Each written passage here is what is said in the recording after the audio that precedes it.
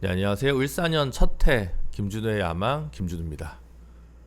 뭔 해요? 을사년. 아, 을사년. 네, 네. 그렇습니다. 근데 그런 거는 음력으로 해야 되는 거예요? 양력으로 해야 되는 거예요? 몰라요 전혀.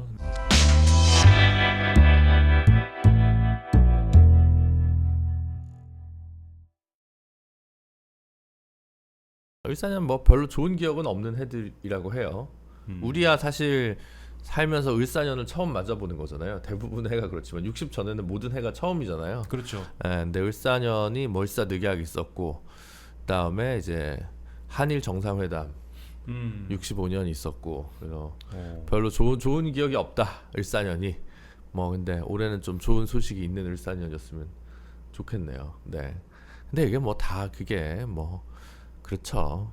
달력이라고 하는 것이 다 자기적이고, 저 옛날에 그런 생각 나요. 그 밀레니엄이 막 할 때 네. 그 뭐 2000년이 되면 망한다. 뭐 94년에 다미선 교회부터 해서 막 있었잖아요. 그래서 근데 그때 어디서 어느 신문이 그때 아마 조선일보였을 것 같은데 그게 뭐 이미 2000년이 지났다. 뭐 그 카톨릭도 그게 뭐 율리우스력이 있고 그레고리오력이 있고 뭐 이래가지고 뭐 몇 년도로 따지냐에 따라서 이게 다 다른 거고 그래서 이게 다 자기적인 거구나. 그렇죠. 사람이 옛날에 임의적으로 뭐 음. 정한 것이지.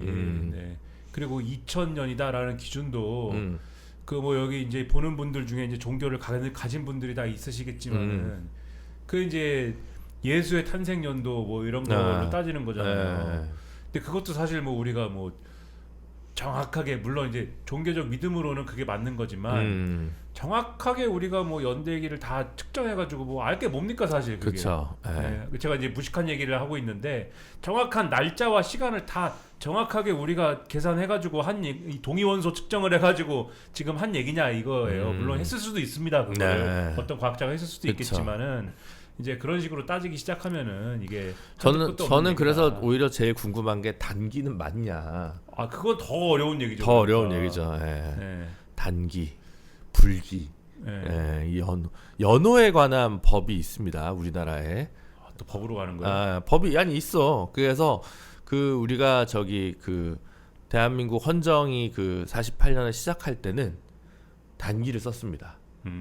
단기를 쓰다가 중간에 법 개정이 그래서 한 번 돼요. 서력으로 바꾼다. 서기로 바꾼단가 서력으로 바꾼단가 하여튼 뭐 그래서 법률 개정이 되고 그 후로 개정된 적이 없는 법이 하나 있습니다. 그 지금의 달력이라는 것도 아무튼 우주의 신묘한 이 원리를 다 정확하게는 반영을 못하는 부분도 있어서 그렇죠.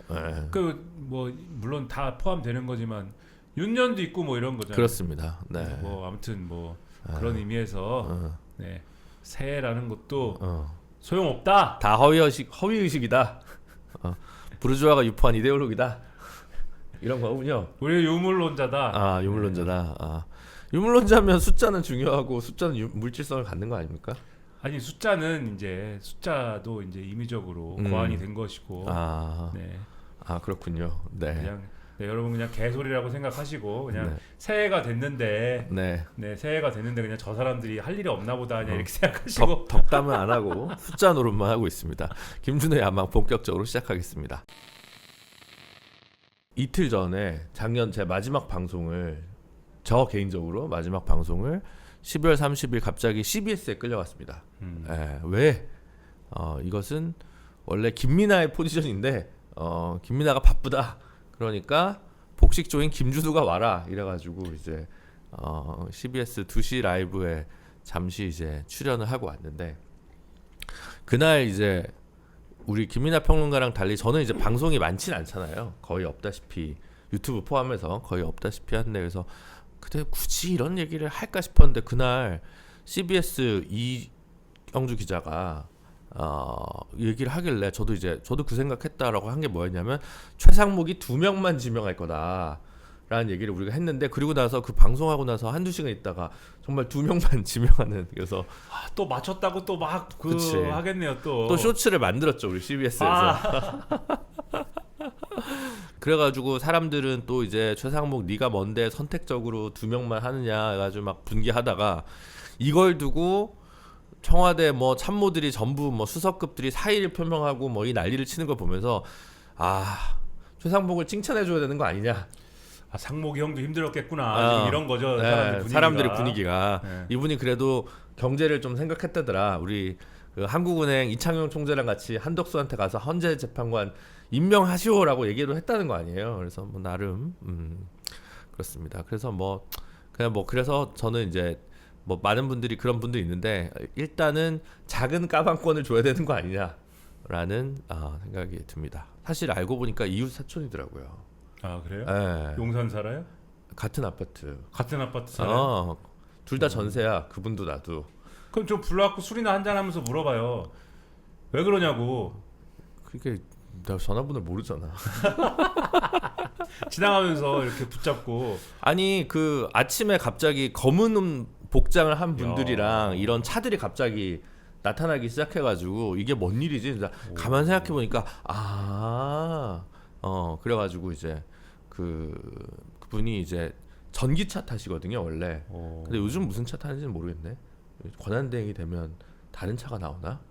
원래 타던 차가 나오나? 모르겠네요. 나라의 질서가 너무 어수선해져가지고 네. 무슨 차가 나오든지 말든지 뭐 모르겠습니다. 이게 나랍니까 이게 지금? 그러니까요. 어쨌든 근데 그 얘기도 이제 사실 화요일 밤부터 저도 이제 좀 했는데 효과의 문제. 그러니까 뭐 이런저런 그러니까 이 상황과 효과와 조건의 문제가 있는 것이고 그렇죠. 그다음에 원칙의 문제가 있는 겁니다. 두 가지를 나눠서 봐야 되는 건데 맞아요. 첫째로 상황은 일단 좀 좋은 쪽으로 풀린 건 맞는 거죠. 그렇죠. 그 두 명이 없는 것보다는 헌법재판관이 있는 게 훨씬 나은 것이다. 왜냐면 어쨌든 8인 체제를 만들어 준 거지 않습니까? 그렇죠. 최상목이. 그렇죠. 그 숱한 비상식적인 얘기들을 뚫고 오늘까지 나오는 보도들을 보면은 그 하고 나서 국무회의가 완전히 개판이 됐다는 거 아니에요. 그게 국무회의인지 뭔지도 모르겠는데 아무튼 국무회의라는 회의를 열어가지고 딱 열었더니 들고 일어났다는 거 아닙니까? 국무위원이라는 사람들이. 최상목이 네가 뭐냐? 첫째, 네가 권한대행의 권한대행인데 사실 이 얘기도 권한대행의 권한대행이라는 말은 근거가 없어 라고들 이제 얘기를 하고 있는데 저는 또 법은 정호하지 않았지만 이 말이 좀 애매한 부분도 있다라고 생각을 하거든요. 그렇죠. 뭐냐면은 분명히 그건 맞습니다. 헌법에 의하면은 대통령 권한대행은 최상목이다. 이거는 맞는데 그 권한대행의 권한대행이라는 표현은 이제 문학적인 표현이잖아요. 그렇죠. 쉽게 얘기해 법적 표현이 아니라 헌법에 보면은 대통령 권한대행을 국무총리가 한다고 돼 있고 그 다음에 법률로 정한다. 그렇죠. 그 다음에 국무총리가 못하면은 그 다음은 법률로 정한다고 돼 있어요. 네. 근데 법률로 정한다라는 거에 그 법률은 결국 뭐냐? 정보조직법이죠. 네. 근데 정보조직법을 보면은 무슨 대통령 권한대행을 하는 내용은 없습니다. 국무총리가 날아갔을 때 국무총리의 권한대행을 어떻게 하느냐는 그건 있어요. 일단 대통령이 누가 하라고 시킬 수가 있고 그게 안 될 경우에는 이 법에 써 있는 순서대로 해. 그쵸. 이렇게 돼 있습니다. 네. 그러니까 사실 최상목이 지금 대통령 권한대행을 할 수 있는 거는 정보조직법에서 국무총리의 대행을 정해준 순서가 있기 때문에 지금 할 수가 있는 거거든요. 부총리이기 때문에. 그러니까 이걸 문학적으로 표현하면 대행의 대행이라고 할 수도 있어요, 사실. 네, 그렇게도 할 수 있는데 그러나 그렇게 얘기하면서 지금 대통령 권한대행으로서의 권한을 일부러 행사 안 하려고 하는 거지. 그러면 안 돼. 이렇게 얘기하는 차원에서 너는 그냥 권한대행인 거야.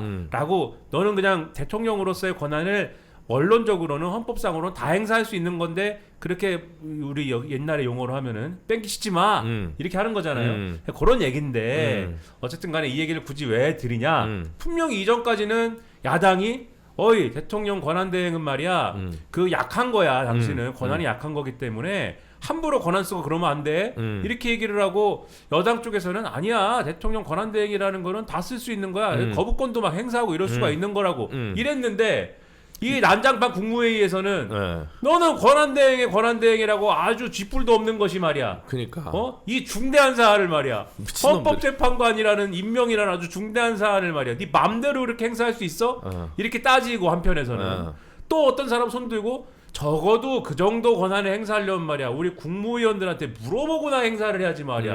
네 맘대로 너 몇 살이야? 막 이러고 말이죠. 그리고 또 누구는 손들고 말이요. 누구 손들고 이따위 국무회의를 그럼 할 필요가 있습니까? 당신 마음대로 다 하면 되지. 난 사퇴하겠습니다. 그 보니까 사퇴한다는 사람은 방통위원장이더라고요. 국무위원도 아니에요. 그러니까. 국무위원도 아니고 미친 사람 아니야? 그 사람은 심지어 방통위원장도 아니고 이제 방통위원장의 직무를 대행하고 있으신 분인데 그러니까. 방통위원장은 탄핵을 당했기 때문에 근데 그냥 참관하러 오시는 분이고. 그쵸. 그것도 그 역사가 있어요. 또 그 전임 방통위원 지금 전임의 이거 이진숙, 김홍일 누구? 원래 전 정부에서 임명됐던 방통위원장. 아, 예, 누구죠? 아이고 갑자기 성함이 제가 변호사분 얘기하는 예. 한상혁 변호사, 예. 한상혁 위원장. 한상혁 위원장일 때는 방통위원장 국무회의 오지 마. 필요 없어. 옵저버야. 방통위원장 같은 것은 국무회의 오지 않아도 돼. 이랬는데 자기들이 좋아하는 사람 임명하고 나서는 어느새 국무회의 거기 가 있는 거예요. 또 참관한다고. 진짜. 그런데 아무튼 거기 가서는 나 사퇴할 거야 이러고 김문수 막 이러고 또 네가 뭔데. 근데 그 와중에 또 그래도 거기는 약간 그래도 정신이 조금 제대로 됐다고 말하긴 뭐하지만 조금 정신 차리고 있는 사람도 있는 거잖아요. 유인촌 아니 거기 언론에다 보도도 되고 했는데 여기서 이렇게 해봐야 뭐하냐. 최상목을 왜 이렇게 괴롭히냐. 아 그래요? 유인촌 장관이 그렇게 얘기했어요? 유인촌은 이제 신기하네. 유인촌은 조금 이제 자기 주대가 있는 거죠. 조선일보를 읽나 보다 그래도. 유인촌이 조금 주대가 있어요. 지금 이 정권에서는. 이명박 때 좀 그래서 그렇지. 유인촌 조금 그렇게 얘기하고. 근데 또 한 사람도 누구가 좀 여러분 진정하시고 이거는 뭐 어쩔 수 없는 일 아닙니까 이렇게 얘기하고. 기재부 출신인 환경부 장관. 이 환경부 장관을 기재부 출신 임명하는 데가 어디 있습니까 사실. 녹색 경제니까. 네, 그러나 어쨌든 기재부 출신이어서 최상목과 한편인 환경부 장관이 아니 그 임명할 수밖에 없는 상황이었는데 이러실 겁니까? 이거 너무하는 거 아닙니까? 최상목이 울면서 월권적 측면 있었다. 뭐. 울면서 이제 국무회의장을 박차고 나가니까 그 환경부 장관이 이러실 거예요 이러면서 자기도 쫓아나갔다. 이 개판 봉숭악당이 돼가지고 말이죠. 그러니까 이런 그 국무회의가 이런 상황인 걸 보면 최상목 씨가 그 전까지 어마어마한 압박을 받았을 것이라는 것을 우리가 알 수는 있죠. 근데 어쨌든 그 압박 속에서도 내가 어떡하지? 더군다나 그 전임인 한덕수 씨는 최상목 씨에게 신신당부를 하고 간 거 아닙니까? 자, 난 돌아올 것이야. I will be back. 헌법재판소에서 한덕수 탄핵 다루라 그러면 난 기각이 될 거거든. 탄핵이. 그럼 난 돌아올 거야. 내가 돌아올 때까지 요건 홀딩 시키고 있어. 절대 이 헌법재판관 임명하지 마. 여야 합의도 안 되고 말이야.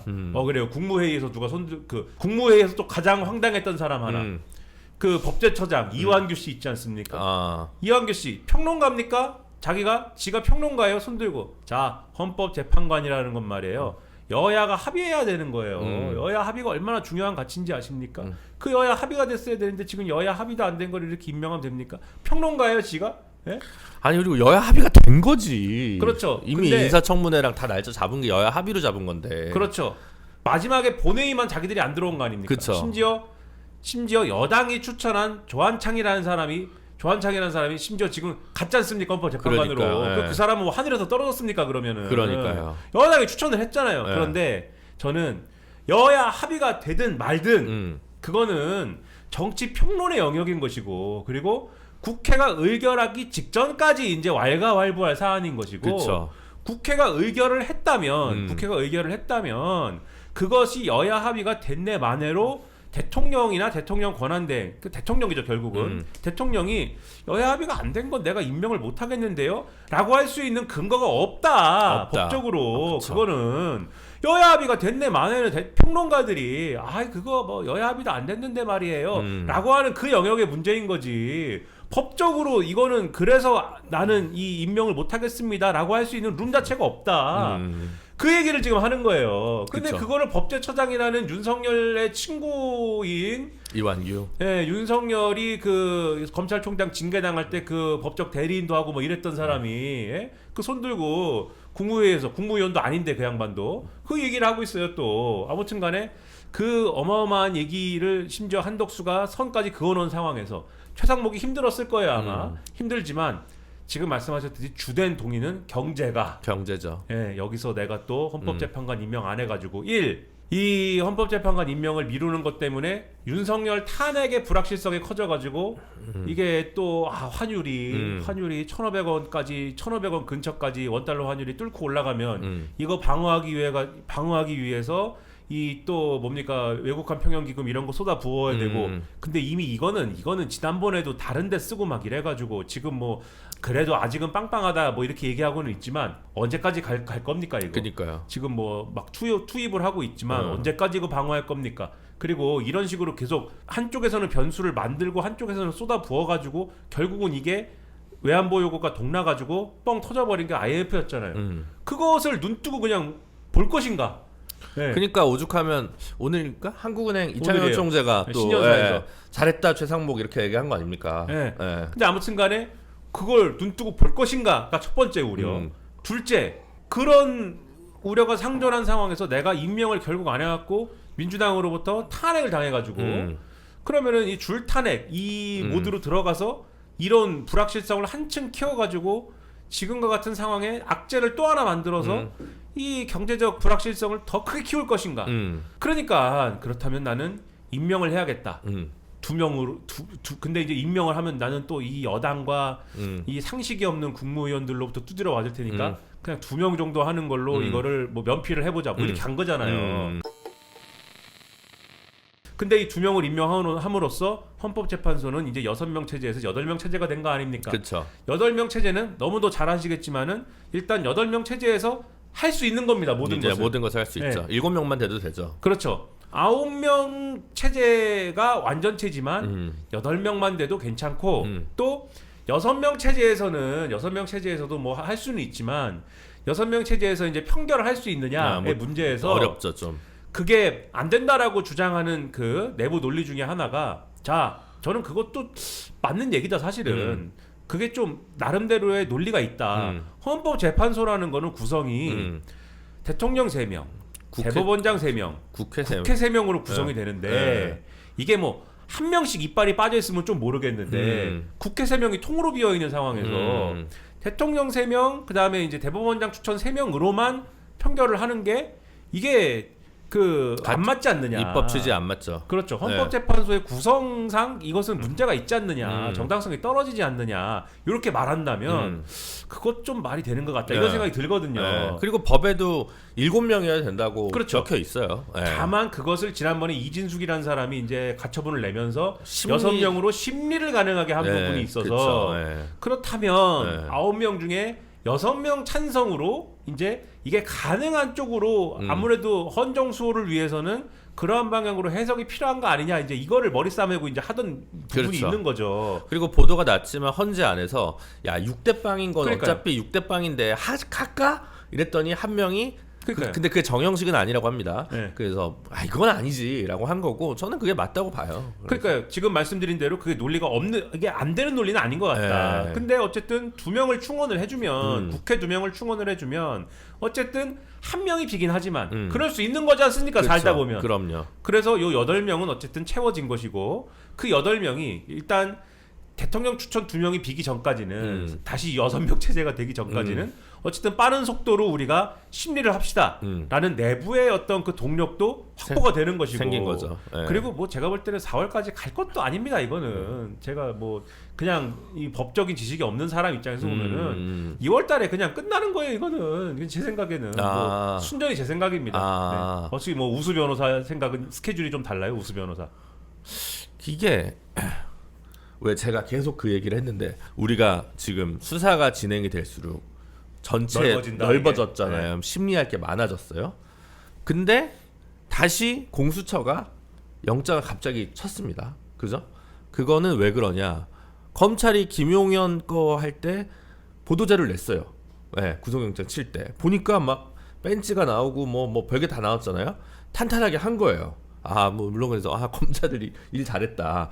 그러니까 처음에는 피의자 신문 조서나 이런 걸 안 넘겨주고 자 권한만 가져가 이랬는데 그러니까 결국 그랬던 것 같아요.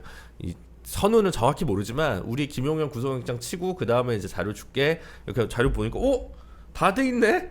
그러니까 이거 있는 것만 정리해가지고 그냥 이름 몇 개 바꿔서 주어수로 바꾸면 체포영장 청구서 정도는 충분히 나오겠는데? 라고 하니까 저는 체포영장이 이제 바로 나왔다고 생각을 하고 그래서 잘 모르겠어요. 지금 의외로 수사가 탄탄하게 돼서 다 자료가 넘어오면 그러니까 김용현 공소장에 사실 빈 공간이 남아 있는 거잖아요. 근데 퍼즐 맞춰 보시면 알겠지만 퍼즐이 한 개나 두 개 남아 있으면 그 남아 있는 퍼즐을 어떻게 맞추는지는 맞아. 사실은 우리가 안 봐도 그냥 나오거든요. 그쵸, 그거죠 지금. 그것만 남은 거죠. 그것만 남았는데 그래도 마지막 맞추려면 이제 조금 시간이 걸리는 게 있고 그리고 저는 그 지금 예를 들면 사람마다 그건 입장이 다르던데 한덕수 총리 건까지 한꺼번에 할 거 같거든요.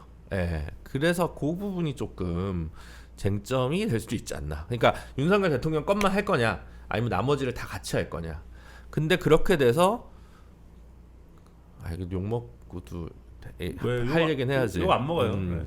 그 이제 예를 들면 8대 0이다 치면 저는 그 중간에 또 나머지 한 명도 결국은 최상목 권한대행 임명할 거라고 봅니다만 그거는 특검법과 바터용이라고 생각을 해요. 근데 어쨌든 8대 0이라고 칩시다. 그러면 윤석열은 8대 0입니다. 8대 0이든 9대 0이든 그건 다 아는. 한덕수는 모르겠어요. 한덕수는 좀 다를 수 있어요. 그러면 그 소수 의견 쓰는 것 때문에 그래서 뭐 이런 거죠. 그러니까 한덕수 권한대행이 헌법재판관 임명을 안 한 것은 탄핵 사유가 맞습니다. 사유는 돼. 근데 탄핵이냐? 그 소추의 사유는 되는데. 소추의 사유는 되는데 그렇죠. 하루 안 한 거잖아. 야 뭐 한 달 안 한 것도 아니고 야 하루 안 하고 그냥 한 몇 좀 2분 안 한 거 아니야? 라고 예를 들면 정영식 재판관 같은 사람이 얘기할 수 있다는 거죠. 그 이게 뭐 대세에 큰 지장도 아니고 막 엄청 한 거니까 그게 탄핵 될지 안 될지 그래도 탄핵될 가능성이 좀 더 높겠지만 그래도 이게 예를 들면 뭐 6대 2라든가 뭐 5대 3이라든가 그럴 가능성을 배제할 수는 없다. 그러면 갑자기 알비백이 진짜 돼가지고 갑자기 대통령은 파면되고 대선은 2달 남았는데 한덕수가 다시 총리가 되는 아니 근데 그런 스케줄 말이에요. 몇 월에 됩니까? 그래서 윤석열 탄핵 인용이 몇 월에 됩니까? 아니 그거는 이제 저는 계속 얘기하지만 그냥 4월 18일 전에 된다라는 거 외에는 그래요? 나는 2월. 진짜? 네, 난 2월이다. 와 이렇게 해야 유튜브에서 뜨는구나. 아니 유튜브가 아니라 나 그냥 깊은 생각을 하기가 싫고 2월에 그냥 해라. 그냥 이걸 뭘 그걸 따지고 있느냐 이런 생각뿐인 거예요 지금. 아니 그래서 지금 보도가 나온 게 재판관별로 한 건에서 4건 사이에 탄핵 사건이 이렇게 쭉 저기 배당이 됐다는 거 아닙니까? 그러면 이제 조금 고민을 해볼 것 같아요. 문영배 거기도 권한대행인가 지금 헌법재판소 소장 권한대행일 거야. 뭐 그런 것 같아요. 지금 엉망이야. 그러니까 어쨌든 저기가 이거 한꺼번에 다 치고 나갈까? 이런 생각을 할 수도 있을 것 같거든요.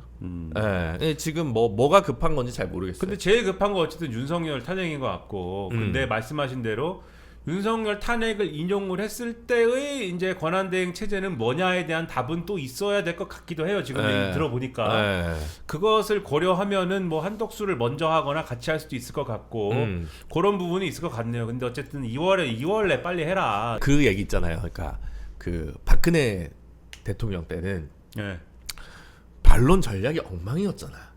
변호사가 보기에는 뭐 말도 안 되는 얘기를 했어요. 지금은 말이 됩니까 그러면? 아니 그게 아니라 지금도 말도 안 되죠. 지금도 말도 안 되는데 지금도 말도 안 분노를 주체하지 못해가지고 그치. 지금도 말도 안 되는데 난 좀 이따 얘기할 건데 이 변호사라는 사람들이 지금 그러니까 그쪽에 변호사라는 사람들이 지금 이제 거기는 말도 안 되는 얘기를 하고 있어. 그거 나중에 같이 얘기해요. 같이 분노하고 그 사람 그렇게 안 봤는데 말이야. 하여튼 거기는 그렇게 보고 그러니까 뭐냐면 이게 증거랑 막 이런 걸 하나하나 따지면 늦추는 전략은 가능하거든. 늦추는 전략은. 그래서 근데 오히려 말도 안 되는 주장 해가지고 뭐 오히려 빨리 날 수 있었다 이거지. 말하자면 박근혜 대통령 탄핵 때는. 그 막 태극기를 두르고 막 거기 가고 이러니까. 그러니까 이제 이렇게 헛소리 하니까 오히려 이제 쉬웠던 거고 이걸 진짜 각 잡고 늦추는 방식을 막 이렇게 하면 근데 그럼에도 불구하고 문영배 이미선 나가기 전에 난 정리할 거다. 이렇게 저는 보지만 그래서 이제 열심히 나쁜 의미에서 절차를 있는 모든 권위를 막 동원해가지고 뭐 쇼를 하면 이제 그건 뭐 그 정도는 미룰 수 있지 않냐 변호인들이 대리인단이라는 생각을 하는 거죠. 그러니까 약간의 지원 전략은 먹힌다 이렇게 보셔가지고 4월 달에 된다 이렇게 보시는 거고. 어쨌든 간에 최대 우리 둘이 얘기할 때 최대 늦춰봐야 4월 요 체제까지는 최상목이 만들어 준 거잖아요.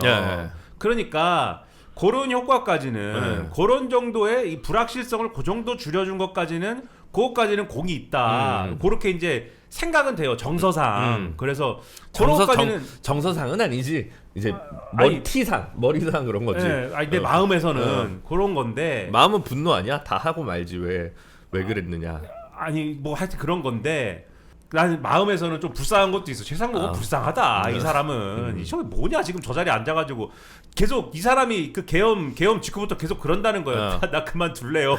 나는 여기서 나는 누구 여기는 어디 이게 난 갑자기 어제까지만 해도 나는 보수 정부의 이런 어떤 기재부 총리로서 장관으로서 부총리가 기재부 장관이었는데 하룻밤 자고 저녁 때 되니까 갑자기 지금 무슨 새로운 독재 체제를 건설하는 데 있어서 새로운 비상 입법 기구를 만드는데 돈도 내야 되고 지금 갑자기 난 혁명가가 돼가지고 이거 뭐냐 이제 비꼬는 겁니다. 5.16 혁명을 하는 그 혁명가가 돼가지고 뭐냐 지금 이게 난 이런 걸 하고 싶지 않았는데 지금도 평생 내가 무슨 대통령 권한대행을 하고 싶다고 한 적이 없는데 내가 이게 뭐냐 국무회의에서도 얘기했다는 거 아니에요. 막 사람들 욕하니까 그만둘게요 이랬다는 거 아니에요. 울면서 그만둘게요 제가 그랬다는 거 아니에요. 기자들 그 저기 뭐 보면 그런 글 있더라고요. 그러니까 거기도 그 유명한 서울법대 82학번이라는 거 아닙니까? 그 윤석열 후배다 이거 아닙니까? 그래서 상고가 아니 원희룡 조국 뭐 등과 동기 아니에요. 네. 김남근 그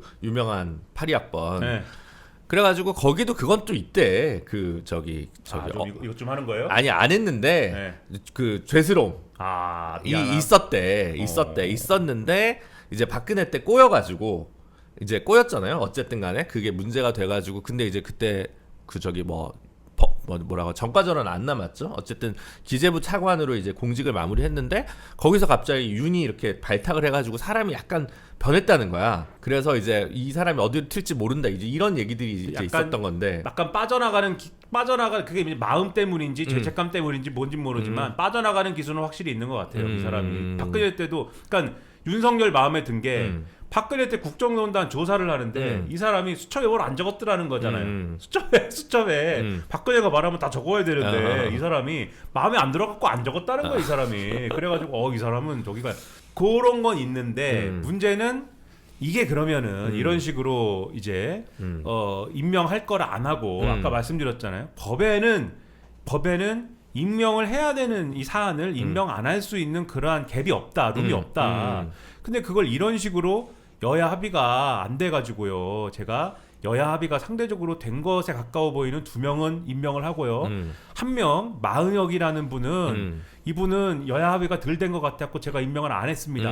이렇게 얘기한 전례를 남기는 것이 좋은 거냐 이게. 전례를 남기면 되는 거냐. 이거 안 되는 거거든요. 이거는 이런 전례를 남기면 안 되죠. 좋지 않죠.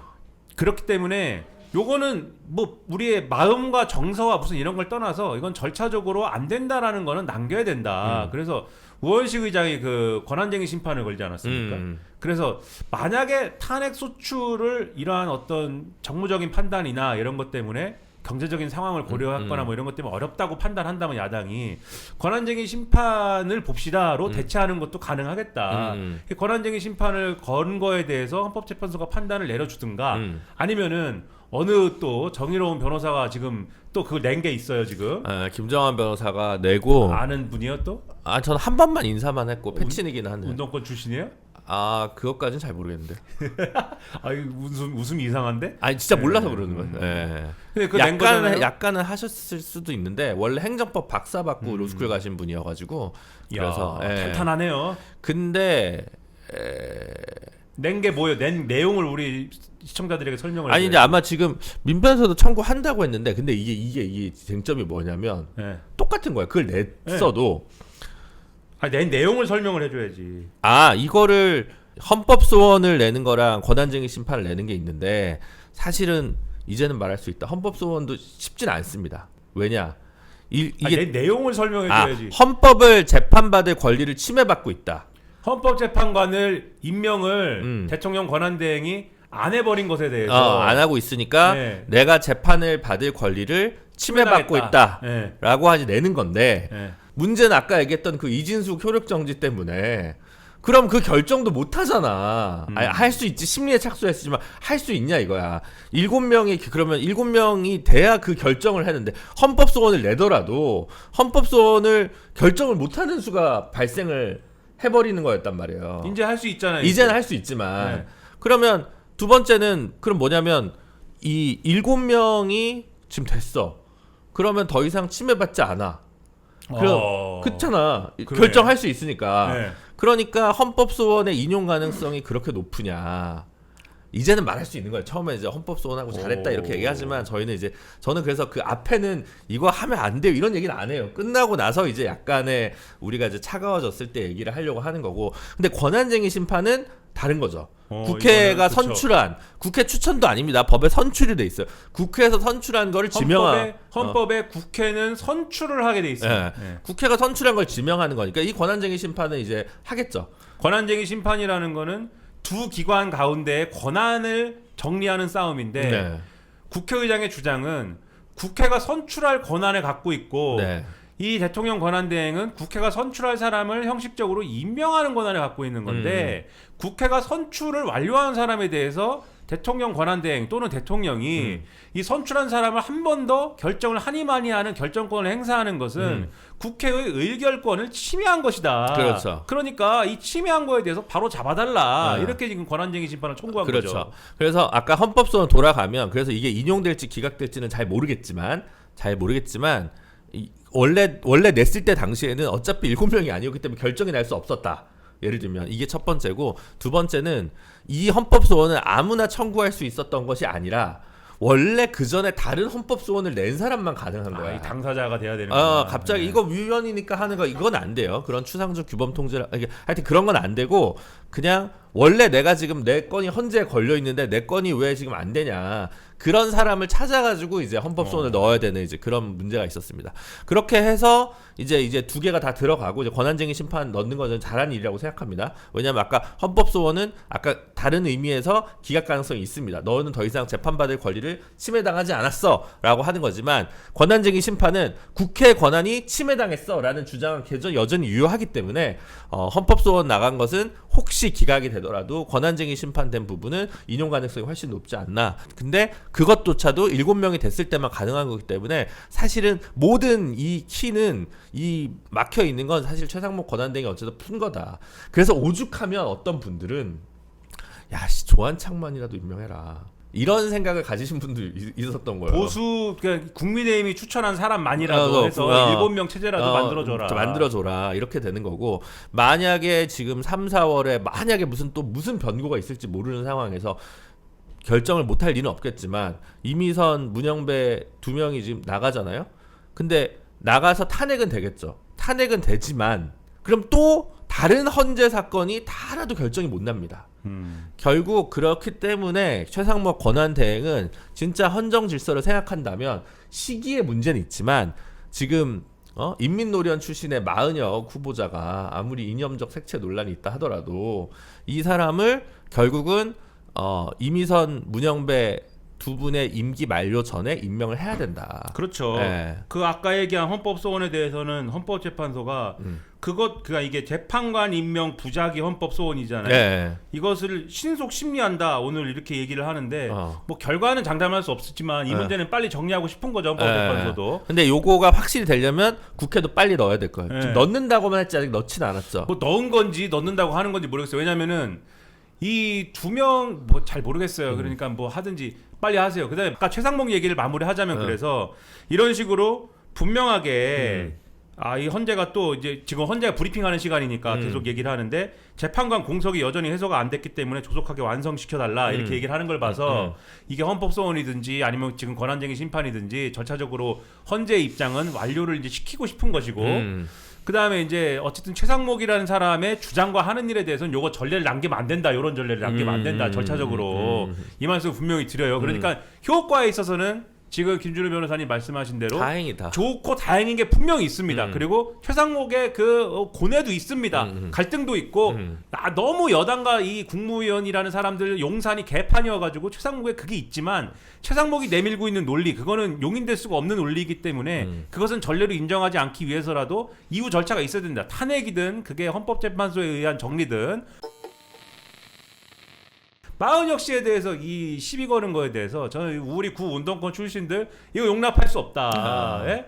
뭐요? 뭐 인민노련 출신이다. 이 사람들 정신 나갔습니까? 인민노련 출신이 마은혁 하나입니까? 예? 그 우리 한동훈 씨와 함께 다니는 신지호 씨는 인민노련 출신입니까 아닙니까? 인민노련 출신이잖아요. 네. 그리고 뭐 민주당이 다 종북 세력이다 이렇게 주장하겠지만 송영길 전 대표 인민노련 출신 아닙니까? 아 거기도 그랬나? 아 인민노련 출신이죠. 그 다음에 내가 이렇게까지 얘기해야 돼. 윤석열을 지지한다고 사실상 지지했던 구운동권 그룹들이 모여서 만든 무슨 모임이 있어요. 무슨 민주화 운동 동지회인가 뭐 그런 이름을 붙여가지고 있어요? 거기에 뭐 무슨 뭐 옛날에 민경호 씨도 있고 뭐 하문경 씨도 있고 뭐 등등 해가지고 뭐 이렇게 있는 사람들 있잖아요. 거기 제가 알기로 이제 우리 주대환 우리 우리 주대한 뭐라고 불러야 돼? 주대한 선생님도 계신 걸로 아는데 그분 인민노련 3대 마두. 네, 우리 주대한 선생님이야말로 인민노련 3대 지도자 아닙니까? 주대한, 노회찬, 황강호 이렇게 세 명이 그 당시 가명을 써가지고 인민노련 3대 거두였고 그 중에서도 필두가 주대한 아니에요. 예? 그 다음에 마은혁 씨의 마은혁 재판관의 이력 중에 무슨 뭐 한국노동당 창당을 했다. 그 한국노동당은 그 뭐 정확하게 이렇게 얘기하는 게 맞는지 모르겠는데 그 뭐 그것도 이제 주대환 씨가 창당을 주도하면서 그 사실은 무슨 뭐 뿌락치 논란 있고 막 이런 정당의 후신 뭐 이런 논란이 있었던 거잖아요. 그 당시에 뭐 그게 그 당인가 뭐 아무튼 그 비슷한 유사한 흐름들에 있었던 정당 아닙니까? 그게 이게 뿌락치다 이렇게 말씀드리는 게 아니고 김철? 뭐 거기랑 관계 있는 건가? 뭐 저도 지금 헷갈린다. 그러니까 근데 인민노련 출신이다 지금 이렇게 얘기하니까 주대환 씨가 그 주대환 씨의 그 저기 그 전향 논란 뭐 이런 게 있었어요 당시에. 그러니까 비합 활동을 해야 되는데 왜 합법 정당 창당을 하느냐라고 하는 맹에서 그 논란이 있었어요 그때. 근데 그게 인민노련 내외의 논란이었어요 그게 제 기억에. 그래서 그게 그래가지고 이게 안기부 뿌락치냐 뭐 이런 얘기거든요 그게. 근데 그게 실제로 뿌락치냐 아니냐를 지금 이 자리에서 얘기하려는 게 아니라 합법 정당을 추진한 그 얘기라고요 그게. 그러니까요. 그 결국은 네, 그렇지. 그거 한 게 죄입니까? 합법 비합 활동을 하던 사람들이 아 우리는 합법 정당을 해야겠어 이렇게 해가지고 거기 그걸 하겠다고 한 게 죄입니까? 그러니까요. 그리고 진정추를 했다. 진정추가 합법 정당, 합법 진보 정당을 하겠다라는 모임이었지 않습니까? 그렇죠. 그거 한 게 죄입니까? 그러니까요. 그리고 이 모든 경우에 다 이게 무슨 뭐 아주 나쁜 저기 비합 활동이었다라고 하면은 판사 임용이 됐겠습니까? 그러니까요. 판사가 임용이 됐잖아요. 네. 이걸 가지고서는 무슨 뭐 이게 편향된 사람이다 이런 거는 제가 볼 때 음모론의 영역이죠. 어쨌든 그 마용주 대법관 후보자, 마은혁 헌법재판관 후보자 마 씨가 지금 굉장히 두각을 마씨 정치는 되게 좋아할 것 같다. 있는지 모르겠지만, 근데 저는 사실 어릴 때는 마은혁이란 이름을 당연히 감혁인 줄 알았습니다. 아 그래요? 막스 레닌 혁명을 아 이제 뭐야? 야, 이 가명을 이렇게 짓는구나 이렇게 생각했는데 본명이더라고요. 신기했다. 그러면 그런 가명이 김가림 뭐 이런 건 있는데. 그러니까 옛날에 그런 이름들이 있는데 어쨌든 뭐 그 최상목이 마지막으로 이제 할 일이 있다면 뭐 그래요 알겠어요. 다 알겠으니까 특검이랑 약간 지렛대로 사용할 것 같아요. 마지막 한 장의 마은혁 재판관 임명 카드를. 근데 그게 뭐 좋고 넓고를 떠나서 그 3월 안에는 늦어도 3월까지는 임명을 하고 가셔야 된다. 파면 왜냐하면 이미선 문영배 다음에 대통령 추천목 헌법재판관을 권한대행이 임명하는 것은 바람직하지 않다라는 것이 중론이긴 해요. 그런 상황에서는 나머지 사건들도 많아요. 나도 지금 몇 년째 올라가 있어. 내가 그 정치개혁 관련한 헌법재판 지금 2개 올라가 있는데 이거 결정 지금 또 언제 나냐고. 국가 애도 기간 뭐 끝나면 바로 임명을 하시기 바랍니다. 그 말도 안 되는 거예요. 지금 이거를 이러는 게 어딨어요. 국회가 선출을 끝내고 임명 동의안을 의결을 했는데 어떤 우여곡절을 거쳤든지 간에 이게 이렇게 하는 게 어딨어요 세상에. 이걸 잘하고 있다고 박수치다가 임명을 했다고 또 이걸 난장을 까는 이런 여당과 집권 세력이 세상에 어디 있습니까?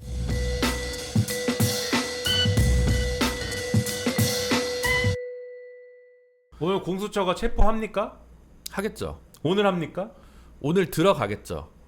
네. 됩니까 오늘? 그거 돼야죠. 오늘 언론 보니까 체포영장은 나왔는데 체포영장이 나왔는데 기한 일주일인 거잖아요. 1월 6일까지. 근데 한 차례 정도는 실패할 거를 예상을 해야 되기 때문에 그렇죠. 그게 그래서 오늘 시도하는 걸 거다 이렇게 보던데. 많이 그렇게 보죠. 그럼 보면 그런 거죠. 일단 12월 31일이나 1월 1일은 좀 너무하다.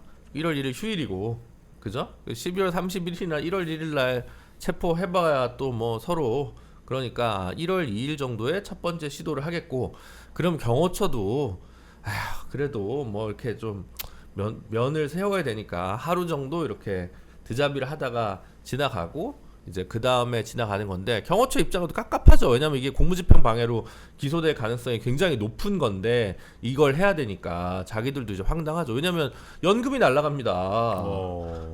그래서 경호처 진짜 직원들이. 그러니까 조선일보가 뭐라고 썼어요. 출두해라 윤석열. 체포를 왜 해야? 체포할 필요 없어. 자기가 출두를 하면 체포영장이 안 나와. 출두를 안 해서 생긴 문제잖아. 그냥 진짜 이거는 나쁜 짓이다. 나머지 공무원들 연금을 김건희가 뭐 책임져 줍니까? 코바나 컨텐츠에 취직시켜줘요? 그거 아닐 거면서. 혹시 그럴지도? 그 이 조선일보에 괘씸함이 있어요 지금. 한편으로는 윤석열 출두해. 윤석열 여러 사람 힘들게 하지 마. 오늘 또 양상훈 씨가 또 글도 썼던데 여당은 도대체 왜 그래? 좀비야? 뭐 이것도 쓰고 그쵸. 도대체 이렇게 한동훈도 버리고, 그러니까 사실 속내는 그런 게 있는 것 같아요. 한동훈도 버리고 너네는 뭐 이 계엄도 사실상 뭐 잘했다고 하는 거냐 지금? 이렇게 해가지고 다 망쳐갖고 이재명을 어떻게 이기냐 너네는. 그러면서 마지막에는 잘하면 이길 수도 있어. 정신 차려. 지금 다 포기하고 지금 패전 처리조 올려가지고 이 극우 세력에 기대갖고 이렇게 갈 거야? 정신 차리면 이길 수 있다니까.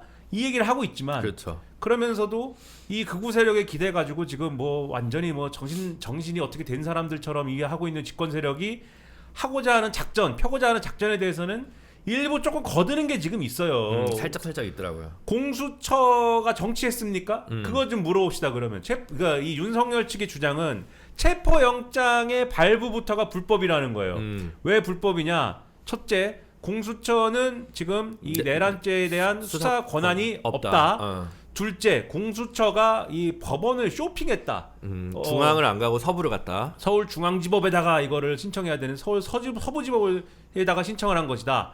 그렇게 주장을 했고, 요거를 거드는 게 지금 국민의힘과 극우 유튜브와 요쪽 논리인데, 정확히는 극우 유튜브의 논리를 지금 이 국민의힘이 거들어갖고 권영세 비대위원장이 막 얘기를 했는데, 그게 뭐냐면은 지금 헌법재판관 추천된 그 헌법재판관 임명된 사람 중 2명이 나는 참 서울 서부지법 재판관 출신이다. 그래서 서울 서부지법에다가 신청을 해가지고 요거 받아낸 거 아니냐. 더군다나 이 내준 판사는 또 우리법연구회 출신이다. 그렇기에 이게 참 이게 뭐 커넥션이 있는 거 아니냐. 요런 거고. 세 번째, 이 체포영장에 보면은 뭡니까? 형사소송법 110조 111조입니까? 그 경호처가 못 들어오게 막는 조항을 예외로 한다고 돼 있다. 이런 나쁜 조항, 이런 나쁜 영장은 세상 처음 봤다. 그래서 요 세 가지를 볼 때 법원과 공수처가 정치를 하고 있는데 이러한 정치 그만둬라. 이게 오늘 조선일보 사설 내용입니다. 우수 변호사 어떻게 생각하시는 거예요? 말도 안 되는 얘기죠. 말도 안 된다. 말도 안 되는 얘기죠. 아니 근데 일단 그 서부는 이제 한남동, 용산은 서부지방법원 관할입니다. 그걸 모르시는 분이 있을 수 있어요. 용산이 중앙지방법원 관할이 아니에요. 그래서 그러면 이제 공수처는 기본적으로는 중앙지법에 하는 거지만 또 그 피의자 피고인이 거기 살고 있는 관할 구역에 할 수 있는 겁니다. 그래서 법에 그렇게 돼 있죠. 그래서 불법이 아닙니다. 근데 불법이 법에 아니에요. 왜 그렇게 써놓은 거예요? 그냥 관할에다가 하면 된다. 이렇게 쓰면 되지. 서울중앙지법 또는 뭐 특별한 뭐 증거나 또는 뭐 이 거주 등에 따라 관할 지법에 할 수 있다. 왜 이렇게 써놓은 거예요? 저도 잘 그거는 모르겠어요. 법을 왜 그렇게 해놔가지고 우길 수 있게 만들어놔 이거? 그게 공수처 조직을 처음에 작게 만드니까 뭐 그냥 그렇게 한 게 아닐까. 그 중요한 사건이니까 중앙지방법원에 하지 뭐 이렇게. 왜냐하면 전국적으로 관할이 여러 개 퍼져 있는 사건이 있을 수 있으니까 차라리 간명하게 해주자 이런 입법 의도가 아니었을까 싶은데 뭐. 근데 이 법문을 마치 이 자들이 아주 특수한 경우에만 관할법원에 하고 아주 대부분 디폴트는 무조건 서울중앙지법에 하도록 돼 있는 거다. 지금 이렇게 해석을 하거든요. 그런 겁니까? 아니 그렇게 그 특별 예외라기보다는 그냥 별일 없으면 중앙지방법을 하고 별일 있으면 뭐 딴 거 하는데 그렇게 해석할 수 있다고 봐요. 근데 지금 별일이잖아. 별일이잖아. 내란죄는 별일입니다.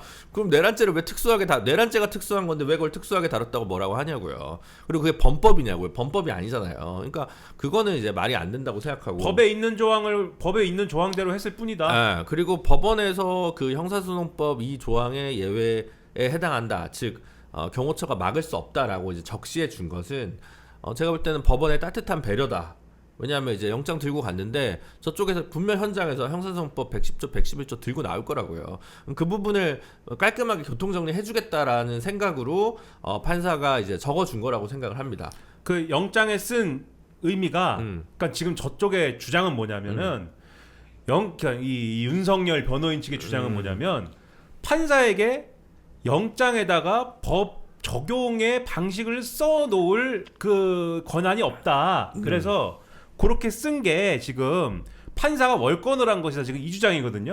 근데 제가 이제 법 지식이 없지 않습니까? 저의 해석은 그게 아니고 체포영장은 기본적으로 체포영장이 나올 때는 자연인 윤석열의 이 신병을 확보하는 거지 않습니까? 그래서 애초에 110조, 111조가 적용되는 대상이 아니다. 체포영장 자체가. 그래서 그 체포영장에 써있는 그 구절은 새롭게 법 적용을 새롭게 뭘 적용하라는 뜻이 아니고 이 체포영장의 성격을 설명해 준 것이다. 이것은 맞아요. 그렇게 생각을 하는데 네. 맞습니까 이게? 네, 맞아요. 맞는데 지금 윤갑근 네.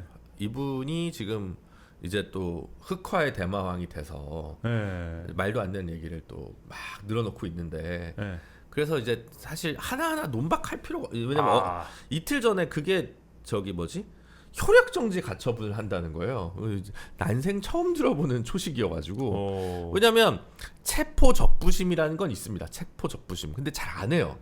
왜냐면 체포는 48시간만 유효하거든요. 그 다음 구속으로 하니까 구속적부심을 하지 체포적부심은 거의 일어나지 않습니다. 물론 이제 지난번에 박근혜 그 탄핵 때도 고영태 씨가 한번 뭐 그런 게 있었고 뭐 있긴 있습니다. 가끔 활동가들도 할 경우는 있지만 그러면 체포적부심으로 다투는 게 기본이란 말이에요. 그러면 그건 체포되고 나서 적부심을 다투면 그냥 바로 결정이 날 거 아닙니까? 바로 끝나요. 즉 뭐냐, 시간을 끌 수가 없다. 시간을 끌 수 없으니까 일부러 체포적부심은 신청할 계획이 없다라고 얘기합니다. 그런 거죠. 두 번째, 권한쟁의 심판하겠다. 이게 말도 안 되는 얘기죠. 권한쟁의는 아까 우리 김민하 평론가도 얘기했지만 국가, 정부나 지방자치단체만이 당사자 능력이 있어요. 나머지 사람들은 능력이 없어요. 기관 대 기관의 문제라는 거죠. 그렇죠. 그래서 지난번에 무슨 뭐 말도 안 되는 무슨 권한쟁의 심판을 한동훈 법무부 장관 시절에 넣었다가 당사 능력 없어서 까였잖아요. 그 이 검사들이 다 옛날 검사들이 헌법 공부를 안 해요. 헌법 정신만 부르짖지. 이제 특히 나이 드신 분들이 계속 그 문제가 생기는데 그분들이 사시 칠 때 이후에 헌법을 안 봅니다. 근데 그때 그분들이 합격할 때는 아직까지도 헌재가 제대로 구성이 안 됐을 때예요. 아니면 결정내가 거의 없어요. 그러면 그냥 뭐 칼 슈미트, 뭐 스멘트 이런 거 읽고 뭐 통합이니 동환이 뭐 이런 뭐 이상한 것만 뭐 이제 읽고 외우고 이제 그런 거거든요. 그러니까 뭐 이거는 별로 뭐 객관식 몇 개 외우고 뭐 이상한 뭐 그런 공부만 하다 만 거기 때문에 그러면 대통령이 어떻게 대통령이니까 그렇게 생각한 것 같아요. 짐이 곧 국가다. 대통령의 권한을 침해받았다라고 생각을. 근데 본인은 또 뭐라 해요? 내가 권력자라서 피해받는다 이런 말도 안 되는 또 뭐 얘기를 하잖아요.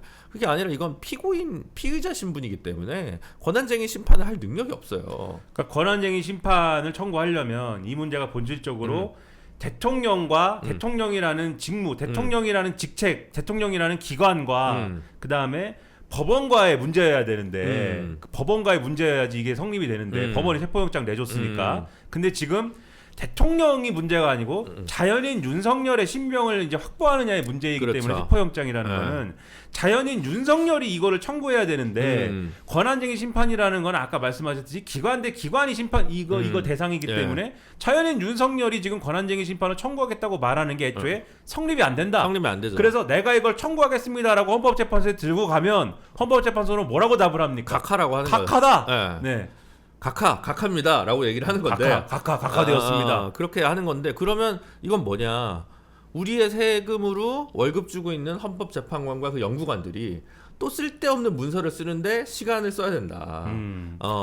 그 이제 권영세 등이 주장한 이 논리는 어떻게 생각하세요? 서부지법 재판관들이 지금 재판관들이 헌법재판관들로 추천이 된 것에 대해서 이것에 대한 어떤 바터로서 지금 서부지법에다가 신청을 해줘가지고 체포영장이 나온 거 아니냐? 무슨 말도 안 되는 법원 인사가 무슨 서부파가 있고 중앙파가 있습니까? 그러니까 내 진짜 난생 처음 들어보는 초식이네. 사법부가 무슨 봉건제입니까? 아. 그래가지고 서부지법 출신이 뭐 어디 높은 데 가면 서부지법에 무슨 이거 어. 봉토가 이제 확장이 되고 뭐 이게 그런 겁니까? 서방파입니까? 이게 무슨 검찰은 그런 게 있나 보지? 검사 출신들이 이게 헌법을 무슨 생각을 하는 거예요 도대체? 예? 정말- 무슨 생각을 하는 겁니까? 정말 이해를 할 수 네? 없는 뭐를 도대체 아. 뭘 해갖고 아까 형사소송법 110조 111조는 정확한 내용이 뭐예요? 그 군사나 보안과 관련된 시설에 이제 압수수색을 시도하거나 할 때는 그게 압수수색이나 이런 게 제한될 수 있다 뭐 이런 그런 내용인 거죠. 그런 거죠. 예. 근데 이 체포영장은 그런 시설을 압수수색하거나 그 시설에 들어가고 뭐 이걸 찾아보는 게 수색하는 게 목적이 아니고 윤석열이 그 시설에 있든 어디 있든 윤석열을 확보하는 게 목적이기 때문에 그렇죠. 이 체포영장은 그 형사소송법에 이 적용을 받지 않는 거다. 네. 그거는 애초에 원래 그런 거다. 그렇죠. 원래 체포영장이 세상에 태어날 때부터 그런 거다. 네, 예? 네. 이 김준우는 원래 태어날 때부터 김씨야라고 김준우의 출생증명서에 한 줄 적어준 거예요. 네.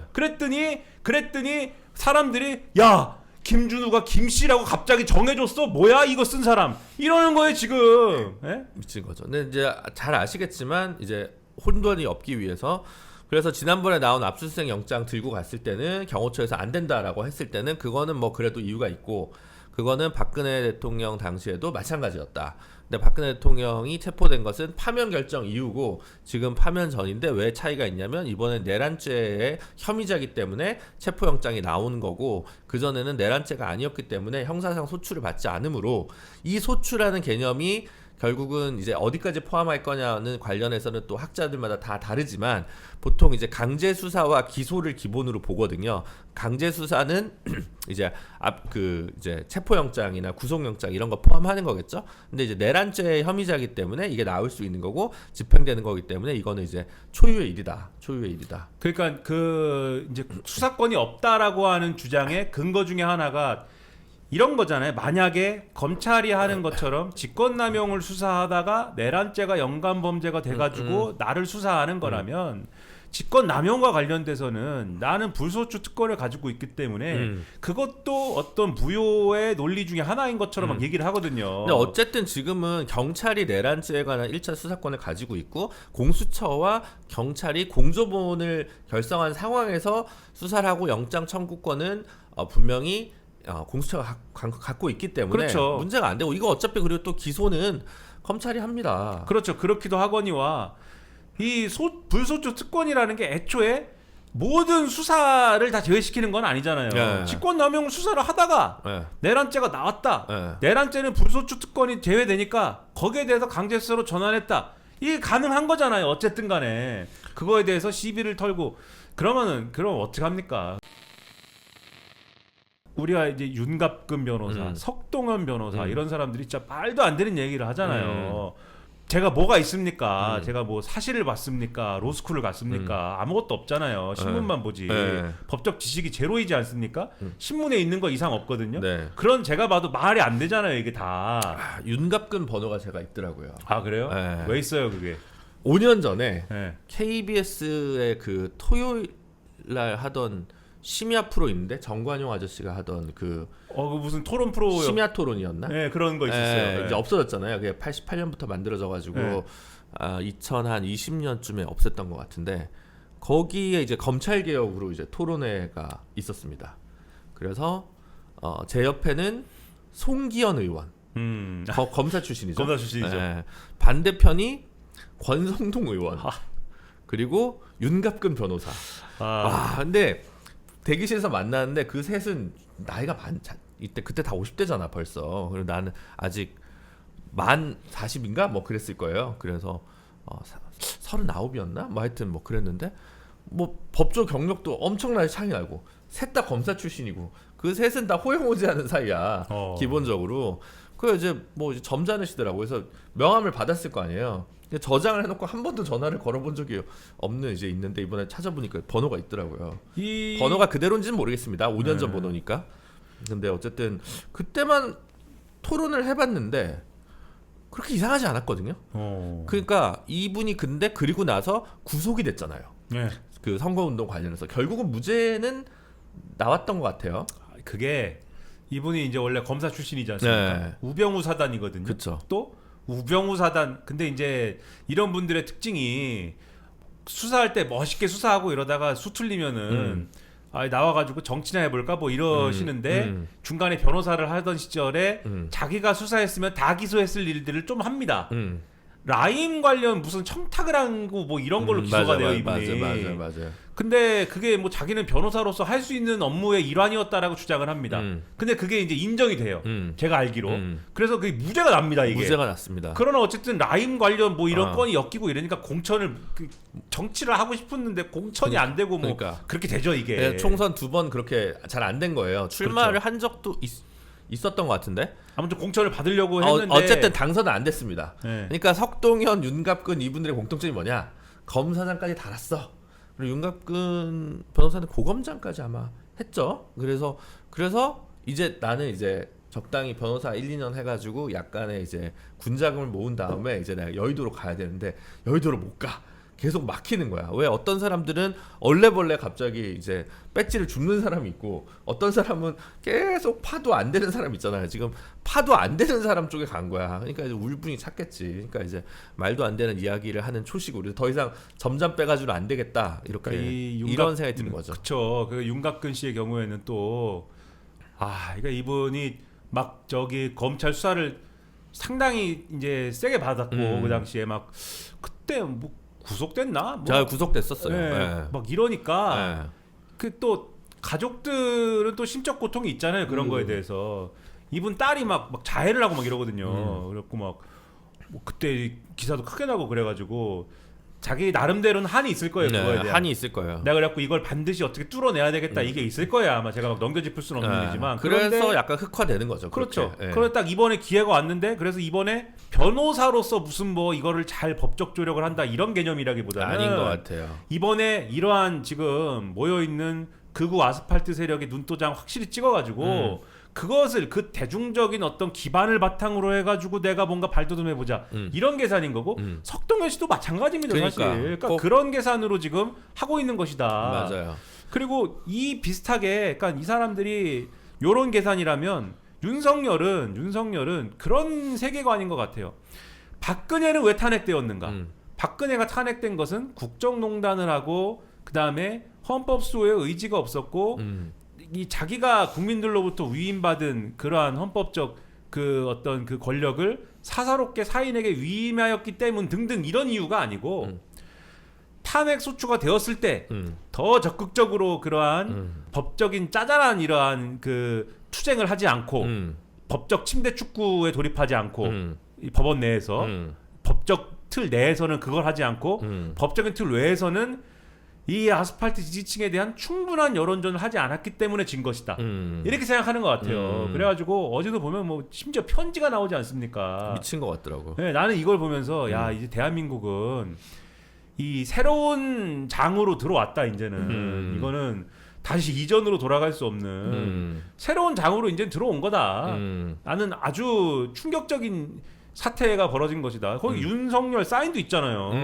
본인이 쓴 거거든요. 돌았더라고요. 네, 그러니까 이 변호인들 그 이제 사실 변호인의 탈을 쓴 정치 낭인들 그리고 윤석열 이 사람 나는 여론전으로 이거를 뚫어야 되겠어. 라고 생각하는 윤석열 이 사람들의 딱 조합이 극우 지지층의 어떤 자기들만이 갖고 있는 세계관을 강화시켜야겠다는 어떤 니즈 이런 것들이 지금 딱 만나가지고 헌법 재판소도 무력화시키고 자기들의 이 망상 속의 계획을 헌법 재판소도 무력화시키고 그리고 윤석열이 뭐 끝내 어떻게 되든 간에 이 기세를 몰아가지고 여의도에도 진출을 막 하고 그러한 상황을 막 만들어가지고 미국의 트럼프처럼 이제 해보겠다 이런 계산에 지금 서 있는 거 아닌가 매우 의심이 되는 거예요 지금. 그러니까 사실은 뭐 이제 싫으신 분들은 야 검사장 다 손 비비고 이렇게 해서 뭐 출세 적당히 하고 뭐 걔네가 원래 그렇지 이렇게 생각할 수도 있지만 검사장이 그래도 나름대로 능력 있는 사람들이 검사장이 됩니다. 그러니까 어떤 사람들이 야, 그 검사장 출신들이 저렇게 얘기하는데 설마 저게 지금 저렇게 써라고 하는데 석동현, 윤갑근 두 검사장 출신들의 어떤 그 독특한 그 이제 출마하고자 했으나 이번 보니까 지금 찾아보니까 이번 총선도 경선 탈락인가 했더라고요. 청주 상당에서. 그렇죠. 그러니까 이제 2020년에 출마를 했었어요. 그러니까 이 어쨌든 정치를 하려고 했으나 정치가 뜻대로 되지 않은 이들의 한 이런 것들이 결부돼서 이걸 해석해야지. 왜냐하면 비슷한 시기 조금 다르지만 윤갑근 씨가 출마해가지고 김종대 의원님 상대였던 거 아니에요? 아 그랬던 것 같아요. 네. 그랬네 사실 생각해 보니까 지금. 그래서 이분이 하여튼 그런 지금 특징이 분명히 존재하는 거고 그래서 이제 단순히 와 뭐 검사들 뭐 출마할 수 있죠. 출마할 수 있는데 이분들은 지금 약간 자제력을 잃었다. 완전히 그래서 이분들의 주장을 법리적으로 유의미하게 굳이 검토하지 마시라. 근데 다 이유가 있다라고 우리 방송이 조회수는 당연히 뭐 높지 않지만 우리 또 언론인 분들이 좀 종종 챙겨 보시는 것 같아요. 그래서 이제 그 좀 당부의 말씀 차원에서 아니 근데 이 기사를 쓰긴 쓰잖아요. 또 이 사람들이 하는 말을 안 쓸 수는 없으니까. 네, 쓸 때 이 정확한 사실관계에 대한 반박을 다 해줘야 돼요. 이거 기사 쓰려면 같이 밑에 달아줘야죠. 네, 이 사람들이 하는 말을 결국은 그냥 윤곽근 이렇게 얘기했다 하고 끝나잖아요. 기사가. 그러면은 이 기사 나온 것이 마치 이게 이 사람들이 하는 말이 맞는 얘기처럼 이제 막 회자될 수가 있기 때문에 제가 볼 때는 물론 지금 말씀하신 내용도 이제 그 이 사람들이 하는 말을 뭐 이렇게 뭐 중요한 어떤 뭐 법리 논쟁처럼 다룰 필요가 없다도 맞지만 이 사람들 얘기가 틀리다라는 이게 맞지 않다. 사실관계가 이게 근거 없는 얘기다라는 걸 정확히 짚어줘야 됩니다. 맞아요. 그러려면은 우수 변호사의 지금 활약이 필요한 거예요. 이거를 다 또 이 검토해줘야 됩니다. 아니 그러니까 얼마 전에 그런 거랑 똑같은 거잖아요. 이준석이 나와가지고 2016년 이후에 3당으로 본선에서 뚫은 후보자는 나밖에 없다.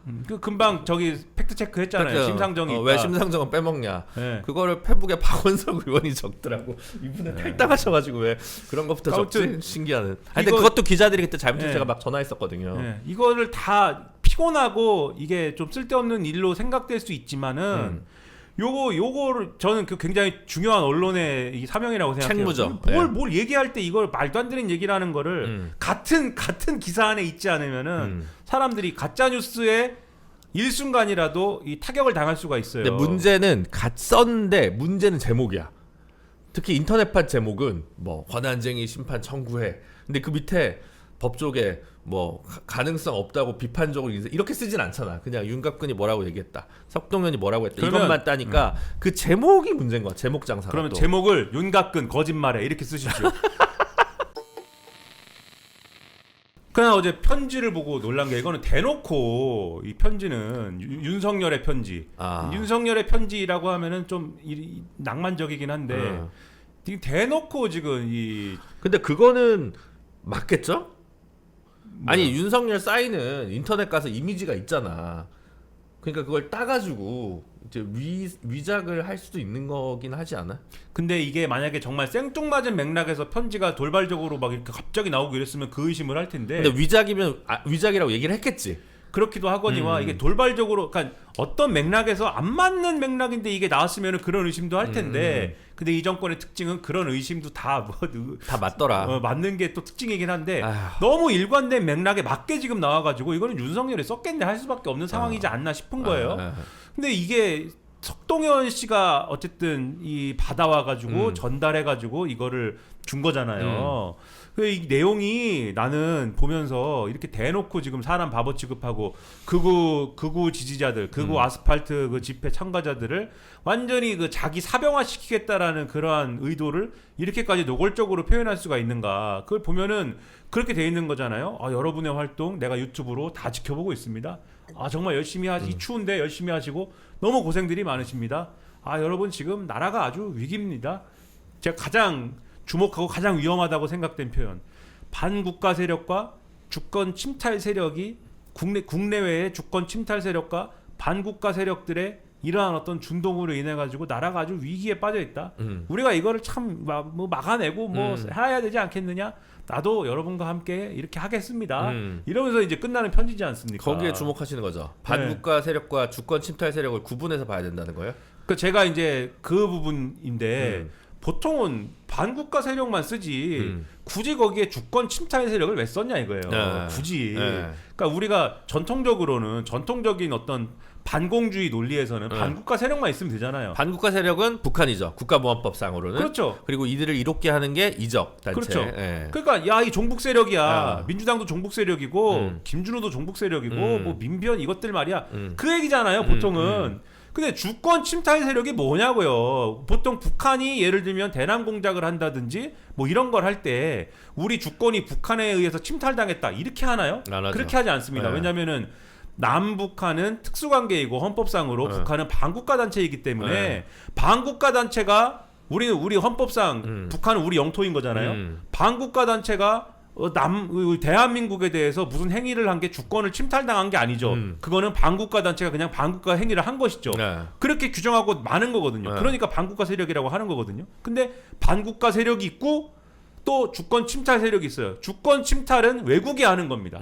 그 외국이 어디예요? 그럼 여기서? 그건 중국이거든요. 미국이 아니고 그쵸, 중국이죠. 여기서는. 중국입니까? 네. 근데 이걸 왜 말씀드리냐면은 이 극우 집단이 갖고 있는 지금의 극우 집단이 갖고 있는 세계관. 이 세계관이 정확하게 그게 있어요. 뭐냐면 보통은 우리가 그냥 좀 헐겁게 얘기하면은 이거 다 종북 세력이라고 하고 예를 들면 부정선거나 그다음에 지금 민주당의 태도나 이런 거 다 북한에서 지령받았다고 하는 거 아니야? 뭐 이게 말이 돼? 이렇게 얘기하지만 정확하게는 지금 극우 세력은 북한이 아니라 중국이 했다고 지금 주장합니다.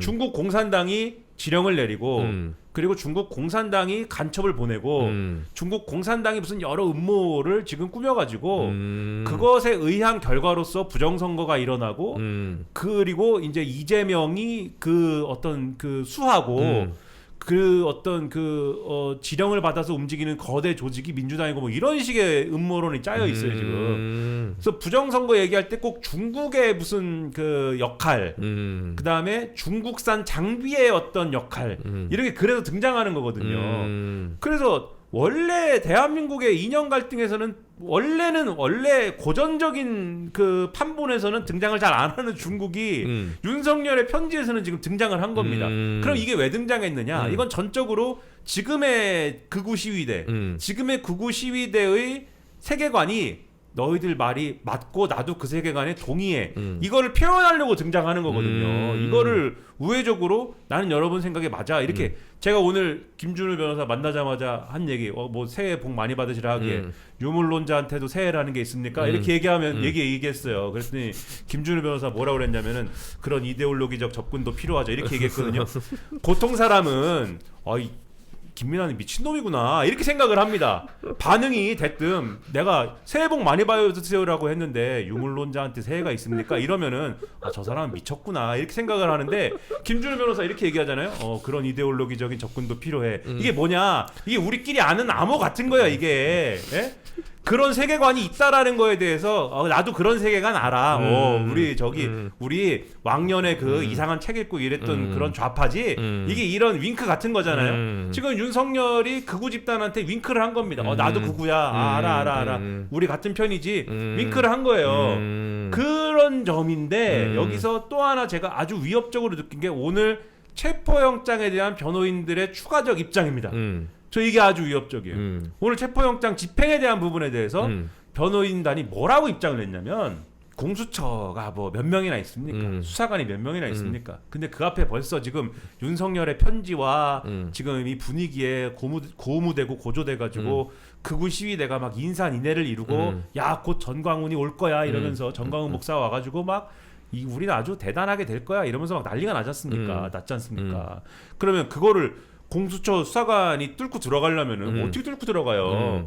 누가 도와줘야 됩니까? 경찰 기동대가 도와줬나? 네. 네. 우리는 벌써 그림이 쫙 그려지잖아요. 왜냐면 우리가 수도 없이 집회를 해봤습니다. 네? 수도 없이 해봤다. 경찰이 그거 정리 못합니까? 경찰이 그런 거 정리하는데 도사들입니다. 그렇죠. 예? 그냥 상상해 보세요. 관저 앞에 그 매일같이 집회를 하는 세력이 있다. 예. 경찰이 어떻게 정리할까요? 새벽에 차벽을 세우죠. 바로 세웁니다. 네. 네. 왜 알고 있는 거야? 짜증난다. 차벽 바로 세우고 네. 그 다음에 이제 차벽을 세우고 별도의 장소에 그 방패든 그 네. 기동대들이 쭉 배치가 되고 네, 그렇죠. 그 다음에 집회가 고조될 상황에 이르면은 그 차벽 뒤나 인근에 이제 방패 세력이 방패 경력들이 쭉 배치가 되고 만약에 차벽을 흔들거나 하면 그 사이에 방패 경력들이 쭉 끼어들어 가지고 이렇게 시위대 가르고 이렇게 그렇죠. 서고 그렇죠. 그다음에 몸으로 막고 하는 와중에 수사관은 그 이제 경력들이 요 가른 사이로 수사관들 들어가고 그다음에 버스 약간 뒤로 이제 경력들이 막고 있는 사이에 버스 약간 뒤로 후퇴하고 그 사이로 이제 수사관 들어가고 이렇게 할 거잖아요. 요 우리가 뭐 한 몇백 번 그거 봤는데 예? 도사들 아닙니까 그렇게 하는데 경찰 기동대가 하면 100% 들어가는 겁니다. 그런데 오늘 이제 변호인단의 얘기 뭐냐면 공수처가 경찰에 대한 지휘권이 없다. 포괄적인 지휘권이 없기 때문에 경찰 기동대가 본인들 고유의 업무인 집회 관리 등의 뭐 공공질서 뭐 거시기를 위한 그런 거는 할 수 있는데 네, 관저 안에 들어오기만 해봐. 체포영장 집행을 도와줄 수는 없다. 네. 그렇기 때문에 만약에 이 체포영장 집행을 도와주는 것은 위법행위이기 때문에 경호처가 그 경찰 기동대를 체포할 수 있고 일반 시민도 이게 현행범이기 때문에 경찰 기동대를 체포할 수 있다. 이게 입장문이에요. 우수 변호사가 듣기에 어떻게 들리십니까? 일단 1번은 말이 안 되는 얘기고. 뭐예요? 말이 어떻게 안 되는지 아니 설명을 해줘야지. 공무집행을 하는 데 있어서 네. 경찰이랑 공수처랑 공조본을 했는데 지금 경찰 기동대 원래 본연의 의무가 뭐고 뭐 이렇게 얘기하는 건 말이 안 되는 거고 두 번째 더 중요한 거는 지금 그러니까 관저의 이호 얘기를 잠깐 해설을 하자면 즉 경찰 기동대가 밖에서 집회 시위를 관리하는 것까지는 윤석열 측이 아무리 생각을 해봐도 그게 안 된다고 말할 권한은 없는 것 같은데 관저에 들어와 가지고 체포영장을 집행하겠다고 하면은 그거는 법적 근거가 없는 거야라고 주장을 했으나 지금 김준우 변호사는 공조본을 구성을 하고 거기에 공수처와 경찰이 다 들어가 있는데 네. 공조본 차원에서 체포영장 집행하는 것이기 때문에 그런 말 자체가 근거가 없다. 네, 저는 그렇게 보고요. 두 번째는 문제는 그게 아니라 경호처에 가이드라인을 주는 거잖아요. 너희 이렇게 움직여야 돼. 너희 막아야 돼. 지금 대통령은 직무정지 상황이기 때문에 사실은 경호처에게 무슨 업무 지시를 할 수가 없습니다. 그럼 경호처는 자기 나름대로 법적 자문을 받아야 돼요. 경호처가 지금 계속 변호사를 채용하고 있어요. 네, 변호사 채용 공고가 떴어요. 그 법조인 취준 사이트에 올라와 있어. 네, 떴어. 한번 지원을 해보시죠 한번. 저희 내부에 돌아가는 상황을 날 뽑겠냐고. 염탐하시고. 근데 처음에는 경력자를 뽑다가 이제 경력 무관으로 공고가 바뀌었다는 게 올라왔다고 하더라고요. 어렵구나. 그러니까 지원하는 사람이 없는 거지. 그러니까 지금 경호처는 자기네 나름대로 아까 얘기했지만 연금이 걸려 있기 때문에 그 반발이 장난이 아닐 거라고요. 바로 특수공무 집행 방해로 네. 이거를 체포영장 집행을 막으면 네. 자기들이 범법자 되는데 그러니까요. 나더러 이거를 체포영장 집행을 왜 막으라고 합니까? 이 경호처 직원들이 네. 윤석열의 사병으로 지금 고용된 게 아니잖아요. 아니죠. 이 사람들은 공무원이고 그러니까. 경호처 직원들은 사실은 정권이 바뀌어도 계속 공무원 그 직역의 공무원인 거거든요. 그러니까요. 그런 상황에서 이제 그 가이드라인 자기는 찾고 있을 거예요. 법률적으로 어떻게 해야 우리가 보더라인에 해서 이제 기소가 안 되고 그냥 면을 세울 수 있는 거를 고민을 할 텐데 그 와중에 너희 이렇게 해야 돼라고 가이드라인을 아예 대공개적으로 대언론에 뿌린 게 지금 윤갑근 뭐 이런 사람들이 이제 하고 있는 일이다. 이거 굉장히 문제다. 왜냐하면 직접 업무 지시를 할 수 없으니까. 그건 되게 애매할 거란 말이에요. 대통령이 경호처장 들어오라 그래. 경호처장 가야 됩니까? 근데 경호는 업무는 업무야.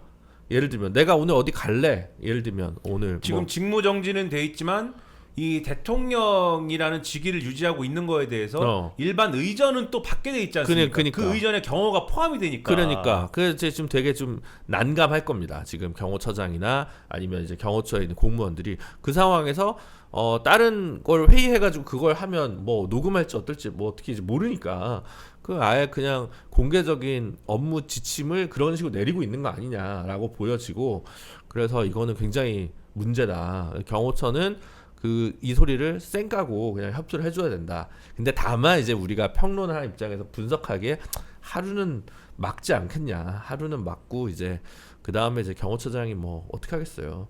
사의를 표명하든가 뭐 이렇게 수를 내야지. 아니 출두하셔야지. 이분 이제 어떻게 합니까? 이제 약간 뭐랄까 오늘 하루 정도 막는 것은 뭐 그럴 수도 있다. 근데 그 이상 되면 이거는 최상목에 미달하는 짓이다. 그냥 이제 이렇게 갈 때 가야 된다. 그래서 내일 정도 윤석열 본인이 출두하는 것이 제일 맞고 안 그러면 정말 진짜 무슨 사태가 벌어질지 알 수가 없잖아요. 네. 이거 대한민국이라는 나라가 뭐냐면 나는 항상 난 좌파야 이렇게 생각하고 살았는데 난 요즘에 새로 깨닫는 게 나 같은 사람도 이렇게 애국심을 갖게 되는 이 윤석열은 뭔가. 그러니까 우리가 지금 그냥 대한민국이라는 그 공화국 수호대가 된 거잖아 지금. 그러니까요. 뭔가 이게 지금 내가 이렇게 원래 심리적 체제 전복 세력인데. 그렇죠.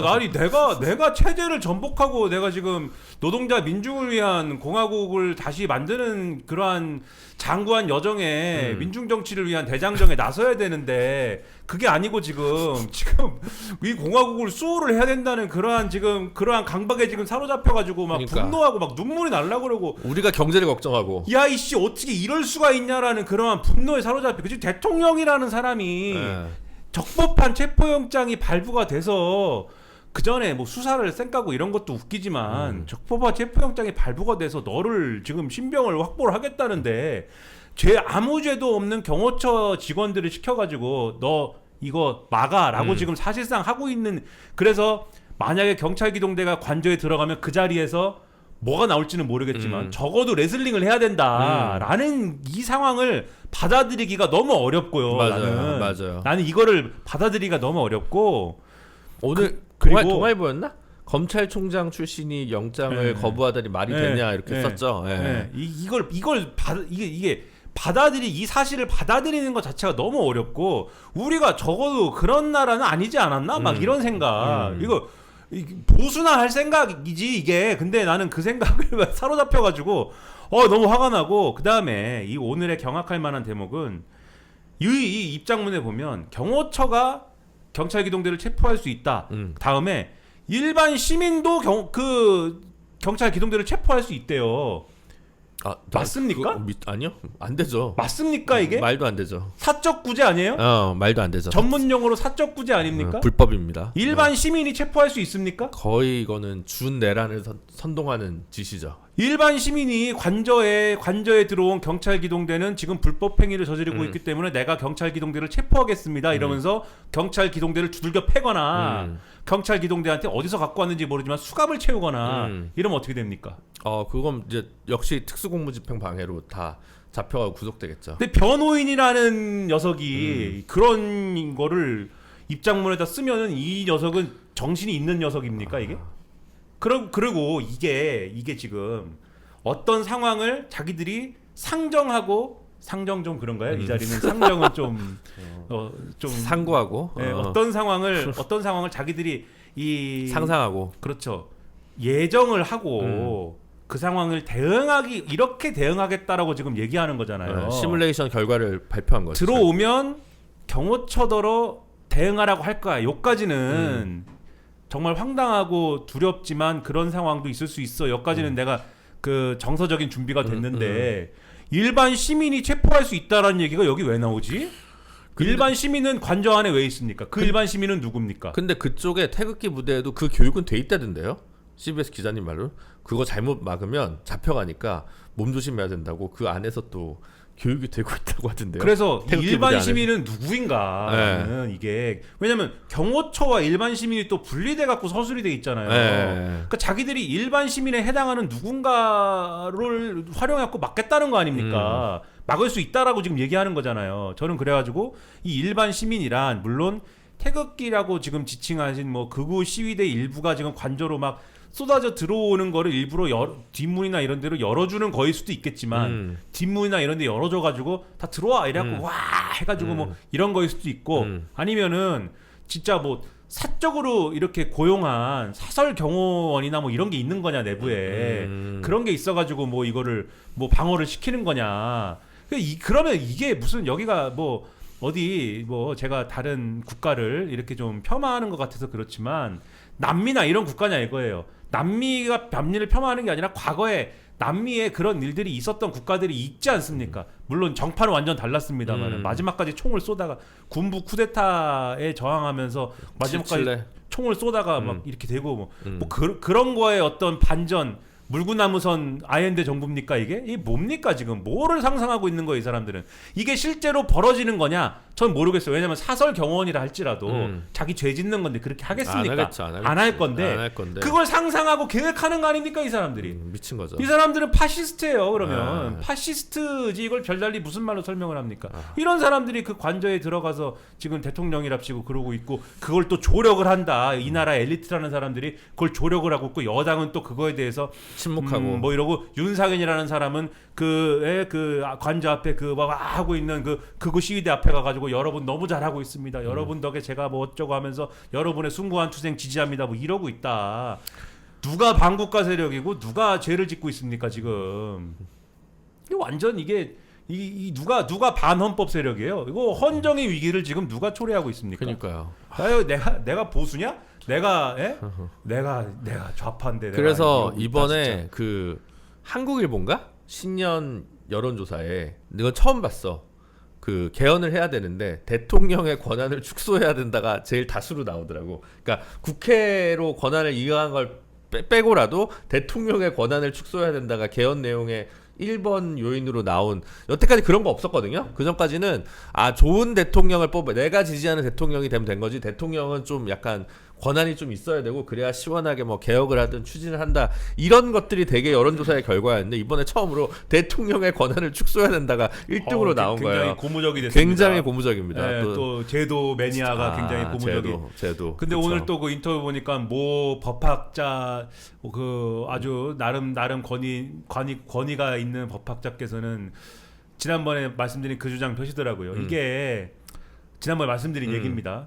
헌법을 위반해서 생긴 일이지 헌법의 문제를 얘기하는 건 아니지 않느냐. 그래서 개헌 논의를 이분의 우려는 그런 거예요. 항상 개헌 논의 중요한 예를 들면 선거제 서 박사님? 아닙니다. 아닙니까? 네, 그 김모. 네, 이 중요한 거는 선거제도 개혁이라든가 그리고 현행 헌법제도 내에서도 할 수 있는 예를 들면은 뭐 이런 여러 가지 제도 개혁을 추진하는 것도 사실은 지금 상당히 중요한 과제인데 정치권이 그러한 것에 대해서는 등한시하면서 안 하면서 그러면서 때만 되면 그것보다도 더 어렵고 더 큰 과제인 개헌론을 얘기하면서 그 실질적인 개헌론 자체를 무력화시키는 방향으로 항상 이 논의를 이끌어왔다. 이번에도 그렇죠. 그럴 것이다. 그렇죠. 그래서 나는 이 개헌 논의가 개헌을 뭐 하지 말자 이런 얘기가 아니라 지금 이 개헌 논의를 하는 것에 대한 경계심이 있다 이렇게 얘기를 하더라고요.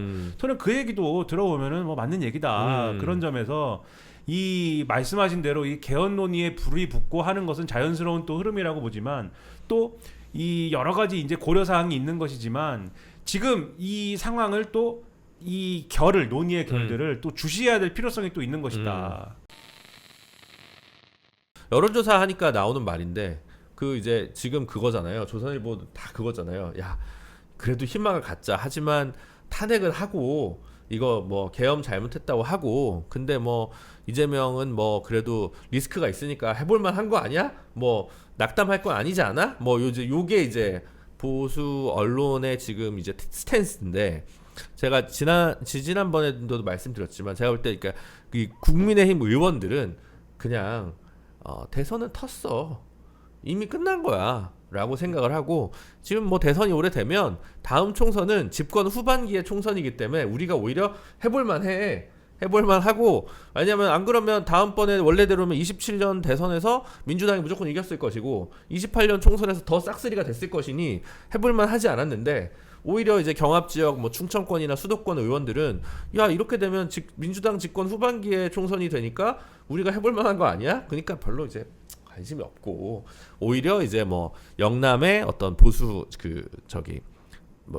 유권자들 아니면 뭐 보수 언론 이런 데서는 야 그래도 희망을 버리면 안 되는 거 아니야? 이제 이렇게 좀 나눠지고 있는 거 아니야? 손익계산이 좀 나눠지고 있는 거 아니냐? 이런 생각이 드는 와중에 동아일보에서 신년 특집으로 양자구도까지 포함해가지고 뭐 여러 여론조사를 했더라고요. 네. 예, 그게 좀 재밌었어요. 저는 첫째 양자구도인데도 뭐 하여튼 보수는 어렵다. 보수는 어렵다. 네, 그렇죠. 그런 얘기고. 그다음에 굳이 또 그 부분을 얘기를 하던데 양자구도인데도 뭐 이재명이 충분치 않다 뭐 이 얘기도 하고 40%대만 나왔으니까. 예. 그 저는 이게 뭐 민주당을 편들고 이런 문제가 아니라 예. 그거는 뭐 어느 선거에 어느 선거에도 그래요. 어느 선거에 50% 넘겼나 그러면? 거의 없어요. 2017년 뭐 문재인 때도 당연히 그렇죠. 50%는 안 됐고 네, 그거는 큰 의미 없는 어렵고 얘기인데 여기서 이제 그래서 그나마 경쟁력 있는 후보가 오세훈으로 나온 거잖아요. 1대1 구도를 이제 4개를 했단 말이야. 오세훈, 홍준표 맞나? 홍준표, 한동훈, 이준석. 그래서 여기서 경쟁력 제일 없는 건 이준석이고 그건 뭐 이제 뭐 예상했던 건데. 근데 뭐 좀 더 봐야죠. 근데 대선 각 적합도 조사는 보수 적합도 1위는 유승민이야. 또 그러면 결국은 중도랑 민주당에 봤을 때는 쟤네 중엔 유승민이 제일 낫지라고 하니까 후보 적합도에서는 유승민이 1등이 보수 중에서는 1등으로 나오는데 유일하게 10%대가 나오는데 전체 여론조사하면 이제 순위는 이제 더 뒤쪽으로 가죠. 그러다 보니까 1대1 구도에서 이 결과를 예상을 못했는지 1대1 구도에 4명을 갖다 놓고 유승민은 뺐어.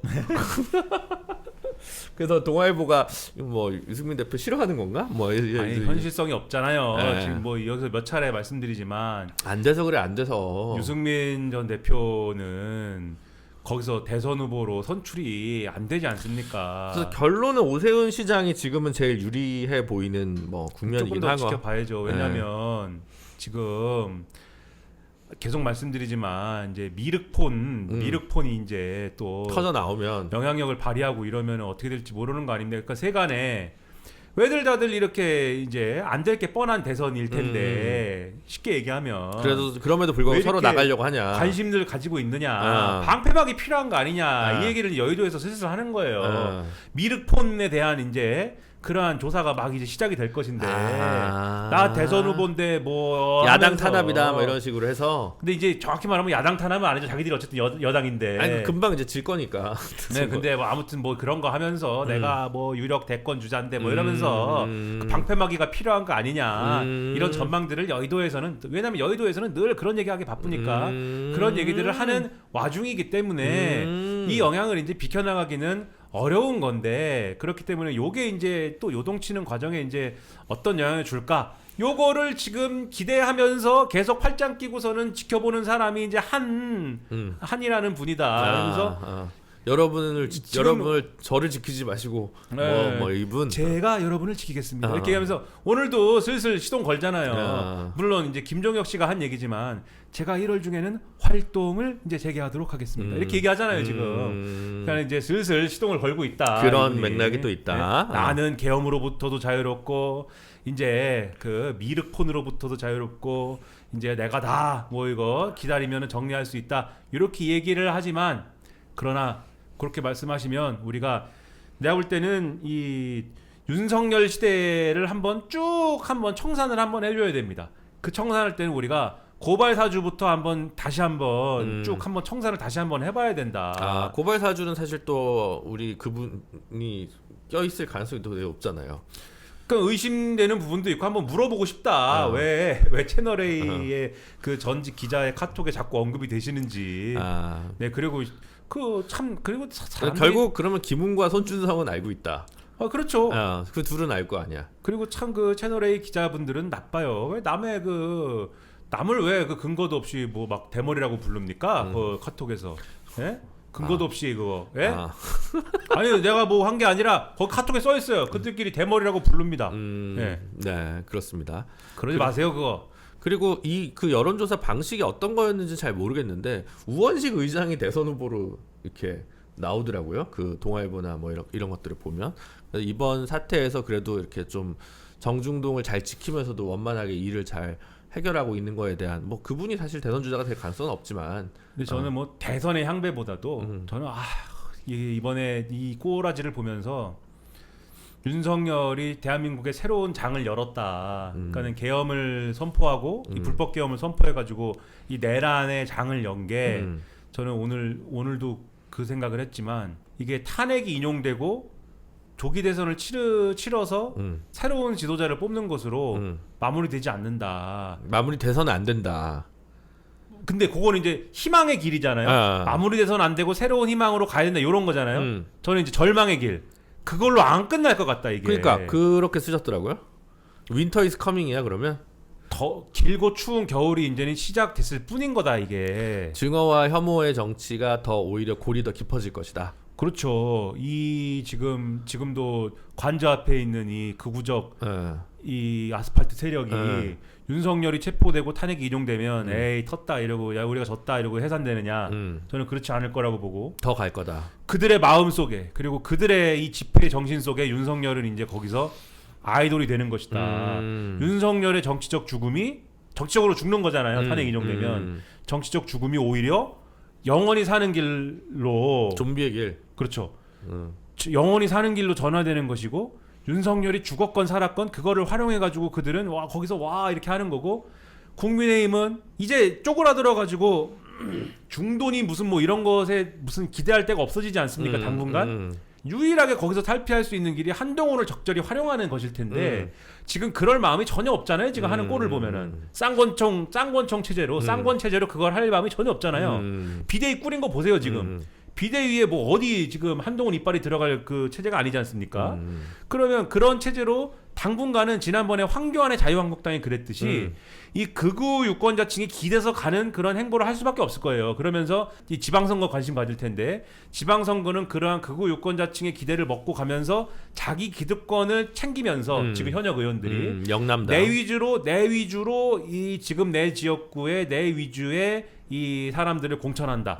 요거 위주로 가는 거에 관심이 없을 것이고 그것밖에 관심이 없을 것이고 이들의 혁신 쇼는 이후에 집권한 세력의 실책, 이후에 집권한 세력의 어떤 뭐 정책적인 무슨 뭐 뭔가 있겠죠. 잘 못하는 게 있을 수 있지. 열심히 해도 분명히 일어납니다. 네. 뭔가 이상한 일들이. 그러한 어떤 일들이 일어날 때 거봐라 하면서 거기서부터 이제는 그때는 김종인 비대위원장이 많이 이제 뭐 물리적으로 어려운 상황일 거 아닙니까? 다시 등판하기가 김종인이 아닌 다른 사람을 데려와서 혁신 쇼를 하면서 그러면서 사실은 마음속으로는 별로 혁신하지 않았으면 이게 다 드러난 거잖아요. 얼마나 혁신 쇼를 많이 했습니까 이 사람들이. 지금 닦아보니까 어떻게 됐습니까? 혁신이 없었잖아요. 또 혁신 쇼를 하면서 뭐 하면서 요 때를 기다리면서 지금 극우에 얹혀가는 그 행보를 할 거거든요.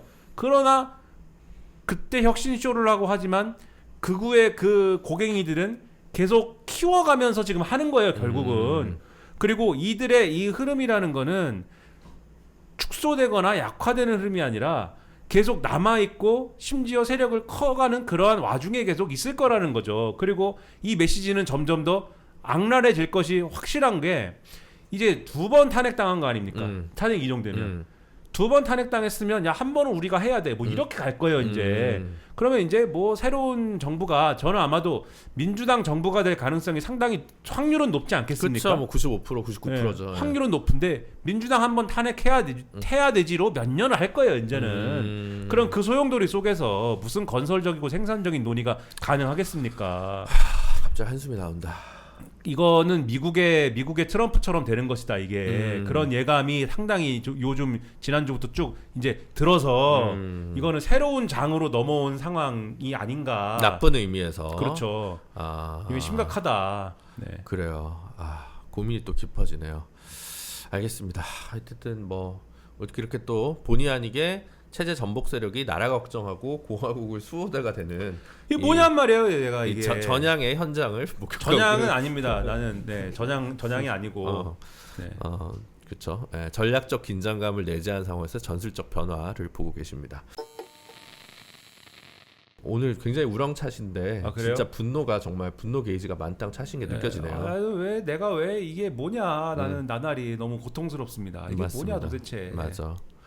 우렁차서 옆에 일하시는 분들이 지금 너무 화가 나셨을 것도 같고. 아닙니다. 죄송합니다. 이 자리를 빌어서 법무법인 덕수 여러분께 심심한 사과와 위로의 말씀 드립니다. 네. 하여튼 김준호의 아마 오늘은 이렇게 마무리하고요. 14년 한 해 어쨌든 새로운 마음가짐으로 좋은 일들 많기를, 그리고 그런 세상을 만들기 위해서 같이 싸워나가는 한 해가 됐으면 좋겠습니다. 감사합니다. 감사합니다. 네.